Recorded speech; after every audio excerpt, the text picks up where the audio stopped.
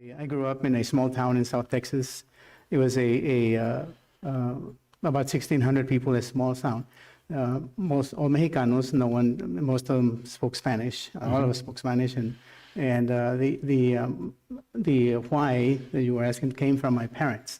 My parents had 7 children, and they never learned Spanish or English. They never learned English, and so they wanted their 7 children to be able to learn English because they didn't want us to have difficulty they had in their life. And so they committed to have their 7 children go through, and we all finished high school. So that's where my interest in education came. Along the way, I had some teachers, as you did, Oscar Villarreal, who took me aside in the 8th grade, and he said, you're college material, you should look into going to college. And that's the first time I ever heard college. And so that began to, that stayed in my mind. I said, yeah, I'll think about that. In the meantime, prior to that, I was a migrant farm worker.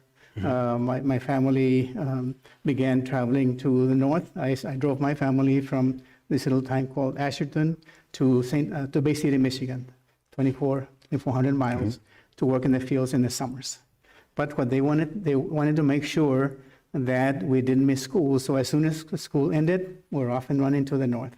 We'd come back before school started. So that was a commitment to ensuring that all 7 children finished high school.